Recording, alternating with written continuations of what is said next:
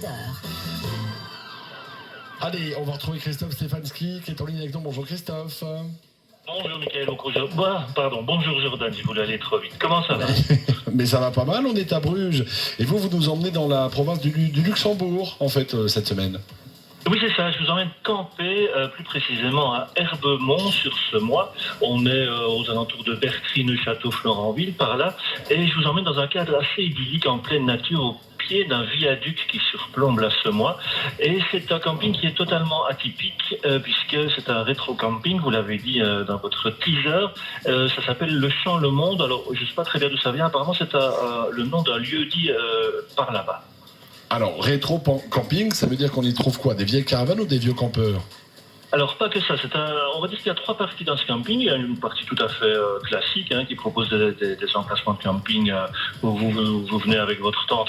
Pas la sœur de votre papa, par exemple, mais votre tante, et vous installez au profit des lieux. À côté de ça, alors, il y a un espace qu'on appelle vraiment rétro-campeur. Alors là, c'est réservé aux gens qui possèdent une caravane un peu vintage, des véhicules plus anciens, mais c'est votre propre caravane. Et alors, à côté de ça, la grande particularité de ce camping, c'est qu'il propose une expérience assez unique. J'avoue qu'on en voit quelques-unes, mais là, elles sont particulièrement superbes. On vous propose de séjourner dans des roulottes totalement insolites à la déco vintage. Ah, c'est original, ça. Oui, original et haut en couleur, parce que vous allez avoir le choix entre une vingtaine de roulottes. Elles sont toutes différentes. Elles ont chacune leur ambiance, chacune leur décoration propre, et surtout leur petit nom. Vous allez avoir la Spoutnik, la Romain Michel, la Camarguaise, l'architecte ou la barbershop. Il y en a encore plein d'autres. Et ça donne déjà une idée du thème. Évidemment. Et d'où vient cette idée? L'idée, c'est simplement l'idée du propriétaire du camping qui s'appelle Arnaud Croin. Et lui, alors, c'est un gars un peu atypique, un petit peu décalé, comme ça, très très attachant. Lui, il a repris le camping, il avait que 19 ans et on est en 1999, il n'avait pas beaucoup de moyens. Et lui, ce qu'il voulait, c'est refaire un camping un petit peu différent, mais surtout dans la déco, parce qu'il est assez bricoleur, il a un côté artiste, etc. Et alors, l'idée des roulottes, elle est arrivée un petit peu plus tard, parce qu'en fait, le camping se trouvait dans une zone inondable. Et il s'est dit, il faudrait que je trouve un hébergement et que je puisse déplacer si jamais la Semois inonde mon terrain. Et donc il s'est dit, pourquoi pas une roulotte. Donc il a pris une première roulotte, puis une deuxième, et finalement aujourd'hui une vingtaine. Voilà. Oui, il en a une vingtaine. Il paraît que c'est lui qui les aménage lui-même. Oui, il est bricoleur, fan de vintage, et dès sa première roulotte, il a voulu justement lui donner cet esprit rétro, et aussi utiliser, ça c'est aussi une des philosophies d'Arnaud, c'est d'utiliser uniquement des matériaux de récupération. Donc il chine, il va vraiment un peu partout, il récupère plein de trucs. À force, les gens ont compris, on lui ramène plein d'objets, et il les utilise, il les détourne, et donc il a continué dans ce sens, avec effectivement aussi des roulottes très différentes, parce que vous allez avoir des anciennes roulottes de chantier, des anciennes roulottes foraines, ou qui viennent de cirque, etc. Et lui, il reprend tout ça, il aménage, il décore, et puis on peut loger dedans. Bon, très bien. Vous avez testé? C'est confortable?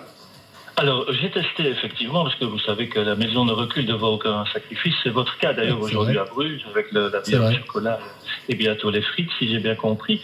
Mais alors effectivement, elles sont assez confortables. Elles sont toutes les roulottes sont équipées d'une petite kitchenette, un frigo, de la vaisselle, du chauffage s'il fait un peu froid. Mais attention, on reste dans un camping, c'est-à-dire que pour se laver, il faut passer par les douches et les toilettes communes que Arnaud a d'ailleurs baptisées. Les toilettes, ça s'appelle Cacaland. Ça vous donne une idée du camping, c'est assez rigolo. Vous avez trouvé des petites anecdotes comme ça. D'ailleurs, vous savez que chaque camping, il y a toujours un petit magasin où vous pouvez acheter quelques petits articles de dépannage. Là aussi, c'est une roulotte. Donc, on reste vraiment dans cet esprit-là. Donc, il y a vraiment un esprit particulier dans ce camping. Ah oui, il y a le côté rétro-vintage. Alors forcément, les gens qui fréquentent ce camping-là sont aussi un peu dans cet esprit. Et c'est vrai que dans la partie rétro-camping, vous allez avoir des gens qui viennent avec vraiment des ancêtres. C'est assez sympa, ça donne une belle ambiance. Et alors surtout, c'est le personnage d'Arnaud central dans ce camping qui lui vraiment prône un retour aux vraies valeurs du camping, c'est-à-dire le partage, l'échange, l'entraide entre les campeurs. Si on a besoin d'un truc, on peut se dépanner voilà, ça donne aussi un côté familial, convivial. D'ailleurs, souvent, les gens se retrouvent sur la terrasse pour boire un petit coup en fin de journée quand on revient de ces activités. Alors, il y a aussi pas mal de gens de nationalités différentes. Vous allez trouver des Hollandais, des Allemands, des néerlandophones, des Anglais. Et donc, voilà, ça donne une belle petite ambiance en fin de journée qu'on avait pu tester aussi pour le reportage qu'on pourra voir demain. Bon, en pratique alors, les petites infos pratiques pour finir, Christophe. Alors, c'est très simple, vous trouvez toutes les infos sur le site retrocamping.be. Il y a aussi le site lesroulottes.be si vous voulez directement passer à la réservation de votre roulotte. Attention, il y a quand même une forte demande, donc si vous envisagez ce genre de petit séjour, il vaut mieux le prévoir un peu à l'avance. Mais sinon, voilà, c'est ouvert toute l'année pratiquement, et donc ici les beaux mois qui arrivent, ça risque d'être assez joli. Ce cadre autour de la Semois est vraiment magnifique. C'est vrai que ça vaut le détour, comme on dit. D'accord. Merci Christophe. Pendant que vous continuez à faire ce que vous avez à faire, nous on va visiter le musée de la frite dans quelques instants. Il n'y a pas plus belge que la ville de Bruges. Bière,